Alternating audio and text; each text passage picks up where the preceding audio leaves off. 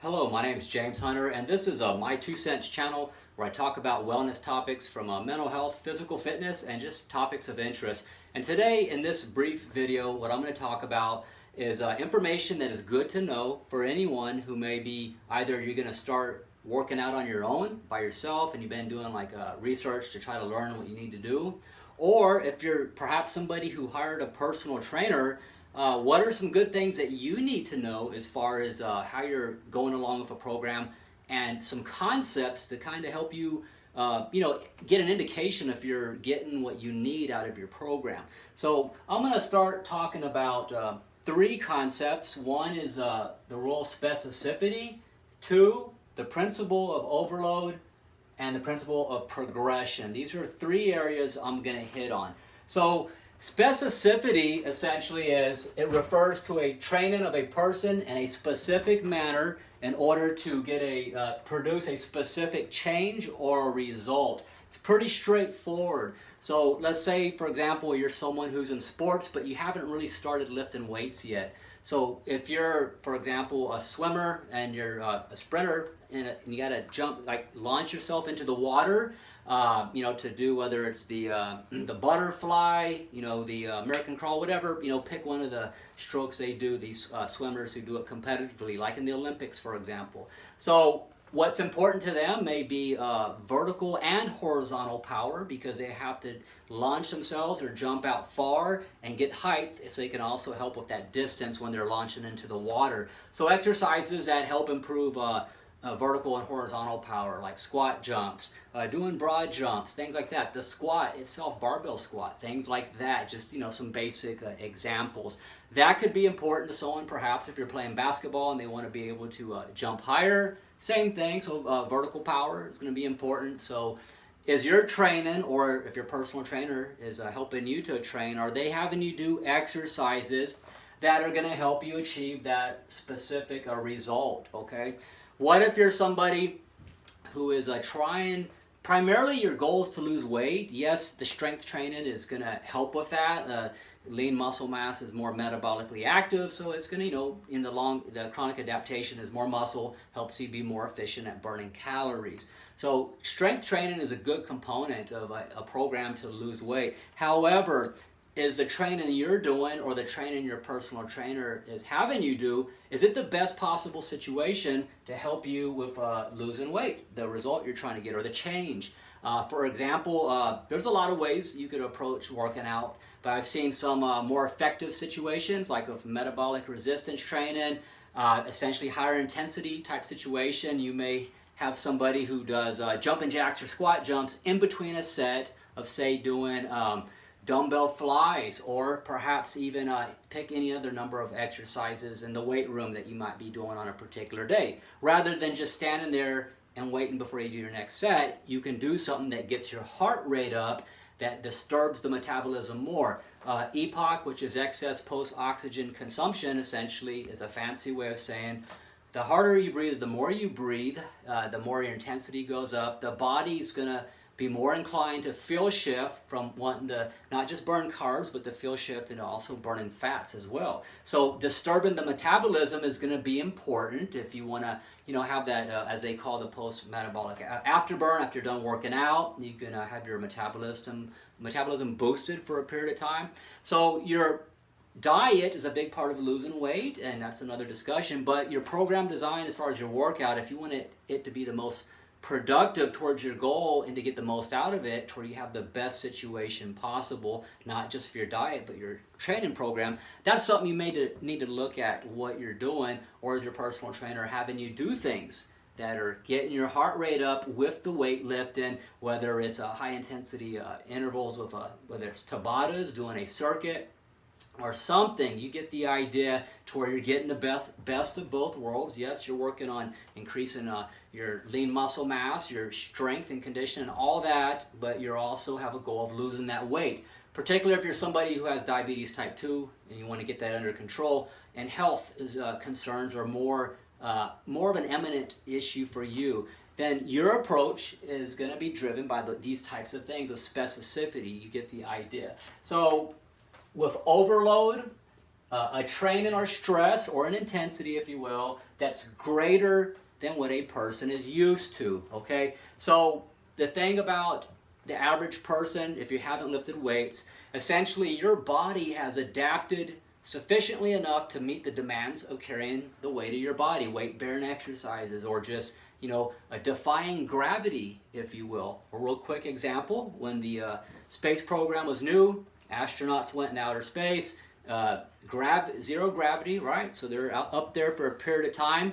What happened was, because there was no stress being placed upon their body, their bone mineral density decreased, and they had atrophy of the muscle, their lean muscle mass. So when they came back to Earth after an extended time in space, they were very weak. They needed help walking and getting out of that capsule. So this has to do with a stress or intensity greater than what a person is used to. This concept flows in either direction. You can have atrophy, but you can have hypertrophy as well, as far as building muscle in the opposite direction. So if you are just starting a program, we're going to talk about progression. You're not going to just start with heavy loads of weight, but the weight needs to be sufficient. If you're training for hypertrophy, is 6 to 12 reps. Hypertrophy, 6 to 12 rep range is typically what you can read in the literature. So with that in mind, if you can do 6 to 12 reps and it's really easy, that's not what you're looking at. You want enough weight to where you feel a bit, somewhat of a challenge the last few reps, even in the beginning, and with a light weight. And if you're just doing a few sets, that's going to be okay, because I'm going to talk about frequency, duration, and rest periods as well too. So you definitely need a sufficient amount of weight. So where I'm at after 35 years of lifting weights, if I pick up a 5-pound dumbbell and curl it, it's not going to get the job done. I've adapted well beyond that super long time ago. Okay, so I would need a load sufficient enough to produce a stimulus on the muscle to get the adaptations, the changes. So with progression, since a person's training status, it will improve. In the beginning, you're going to have somebody in the first, I usually, the first 3 weeks, perhaps the first month, a person goes through a pattern of the body being placed under structured exercise, stress, and then a period of recovery, and then doing it again. So the body is just getting used to setting a pattern of rest, recovery, and then working out again.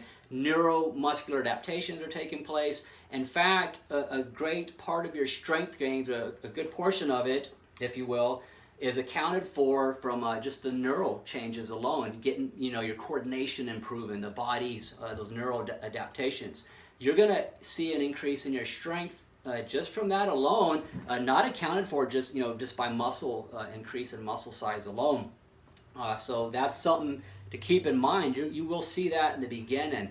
Over time, as you've gotten the neural adaptation sufficient, you have the coordination down, you'll see that situation kind of level out more, and then your subsequent strength gains down the road, yes, there's going to be more about the muscular adaptations. And there's a lot more that can be said on that. It's just a kind of a basic way of looking at that in the beginning of training. So you want to be careful not to overload too quickly. You want your progression in terms of the principle of overload to be proportionate with your training status. Basically, it's a simple way of saying is that you gradually increase the intensity, frequency, duration of workouts, increase the loads and the weight at a rate that's proportionate with your gains and subsequent gains down the road. So what that would mean, let's say if you were, simple example, if I can do 6 or 8 to 12 reps of dumbbell flies with 50-pound dumbbells or 60-pound dumbbells, and I'm doing that pretty comfortably, and I've been doing that, all throughout the month, then the next month, perhaps let's try a 10-pound increase or 5-pound increase and go from there, evaluate, and then you assess from there. If that's still a bit light, then, gradually bring it up. You don't want to make really big jumps, especially if you don't have quite the foundation in terms of coordination.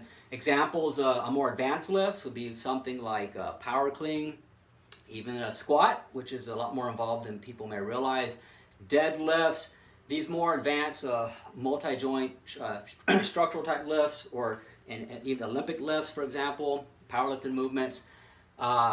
There's a greater risk factor involved when you make big jumps in weight, because if you can't maintain proper form and so on, there's a great chance for injury. So progression is important, but you want to bring it along gradually based on your training status, essentially where you're at. Do you have the foundation? Have you been training long enough? You know, beginner versus intermediate versus advanced. You get the idea on that. So specificity, essentially, if you want to get the most out of your training program, you know, do some research. You know, there's a lot of good books and literature out there you can look at, various personal training organizations, if you will. If you want to take, I'm not going to plug one per se. There's a lot out there, some more reputable than others.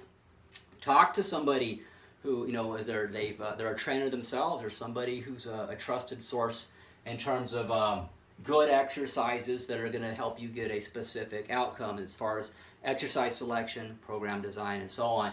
So doing something is better than nothing. So if you've just started working out, that's awesome, and you know, should be commended for that. So this is about specificity. It's up to you and what has value to you and how important it is. If you're training for general fitness, you're not necessarily looking at doing anything athletic per se. That doesn't always have to be the case to still want to pay attention to specificity. What if you're just looking at everyday functional type things? You know, how do you get out of your car without, you know, wrenching your knees because you don't understand the angles and foot placement, just like you would if you were doing a squat, right? How do you safely transfer loads of picking something up and setting it down, or from lifting boxes? Real simple stuff. You'd be surprised. So being able to do things that help to strengthen what we refer to as core, which is really a systemic process of a lot of muscles working collaboratively together for your body to be able to do a lot of different things. So whether you're just someone who's you know, wanting to function, have a better quality of life, or an athlete, whether it's weight loss, trying to get bigger, and so on, specificity is very important. If I want to get bigger, increase my lean muscle mass, and I've only been using loads that I can easily do, and I'm not really you know, doing anything to keep myself challenged or to increase the intensity that I need, I'm not going to get the result I want. You know, I need to have weight sufficient enough for 6 to 12 reps and continue to challenge the body. So the calories and food, that's another side issue, but it's tied into this too. If you want to look at, you know, your program is, your nutrition's very important, but for this video, I'm talking more about the working out and the weight training and so on. So with overload, just keep in mind that you will eventually reach what your upper limit or potential will be. No one's going to keep just making adaptations and get strong and stronger and stronger forever. It doesn't happen. What happens is that you'll eventually reach your upper limit of what your 1 rep max will be. You may find that out, you know, like with me, I kind of, for certain lifts, the deadlift, my 1 rep max, I really had my best 1 rep max in my 40s. Later in life, mainly because I just applied myself towards that lift more seriously as later in my life. My bench press, my 1 rep max, that I got up to what my upper potential was like in my 20s. And so you will find in different areas what your upper area is going to be. Once you're there, then you kind of have an idea of what percentage of that 1 rep max that you need to train at to keep the intensity high enough to get a good workout, to either continue to maintain your current level of strength, body composition, or to try to achieve a higher level. I'm 48 years old, so with me, I kind of fluctuate throughout my life, and sometimes I will be just trying to get back to where I've been before in terms of muscularity or strength, and I do that by, you know, increasing my the loads on the lifts I'm doing, shortening rest periods and things like that for intensity and so on. So it's a balancing act throughout your life, and once you reach your upper limits of strength, then for the rest of your life you kind of walk it back and forth based on your needs. So these are 3 things here just to keep in mind. Specificity, try to get the most out of your workouts in terms of them being representative or transferable, if you will, to the result or change you want. Overload, yeah, you know, if you don't have enough weight, it's not going to do the job. You know, it's just what it is. It needs to be sufficient to challenge you. Remember the astronauts, you know, they came out of that space capsule, they couldn't even walk. That's why they have them do weight resistance training when they're up in space now, to where they can preserve as much lean muscle mass as possible and strength, and they do, you know, the high protein shakes and so on while they're up there. And progression, this is going to be a judgment call with you and yourself, or you and your trainer, in terms of what your training status is, how, you know, at what rate you're making progress as far as the adaptations, neuro and muscular, and as far as where you're at in terms of what you can handle. And gradual increases is a safe way to go, no big jumps, okay? So I hope this is helpful. There's a lot more that could be said. If you like the video, or if you have something different, opinion or a comment, maybe you want to add to it, that's great. Put it down in the comments. This is just meant to be a brief video just to get people to think about how they view their training program. If you subscribe to my channel, I really appreciate that. I'll be making more videos throughout the week on different types of topics, not just physical fitness and working out, but mental health and other topics that are related to wellness, because why not, right? So until I make another video and talk to you again, y'all have a good day. Thank you.